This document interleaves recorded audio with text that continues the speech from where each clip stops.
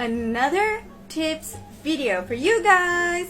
So hari ni Ira nak share dengan korang tips untuk mendapatkan mata yang besar, small versus big eyes. So Ira akan buat eyeshadow konsep yang sama, warna tu yang sama. Dia sebenarnya tak ada yang salah, depends on apa yang you guys suka kan. So kalau setengah orang dia suka nampak mata dia lebih seksi, lebih kecil, jom kita buat cara ni.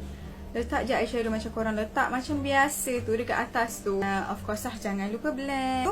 Korang kena tarik keluar and then naik ke atas macam tu. Lah bawah ni tarik sampai ke dalam mata macam ni. Eyeliner warna hitam ataupun warna dark brown. Okay, macam tu. Jom kita pakai mascara. Okay guys, so hasil lepas kita dah pakai mascara, jom kita move on to the next eye. Ira akan letak je warna yang sama dekat kelopak mata. Naikkan eyeshadow ni sampai lebih sedikit daripada kawasan kelopak. Lebih blend dia lebih membulat ke dalam. Dekat kawasan sini separuh. Anything yang lebih cerah akan buat mata tu lebih besar. Nude eyeliner ni boleh tarik sikit dekat bawah ni. Okay, jom kita nak apply warna yang lebih cerah. Sebelah sini nampak lebih kecil dan belah sini nampak lebih besar. Korang prefer yang macam mana? Jangan lupa follow, like, comment dan copy link tau. Bye bye.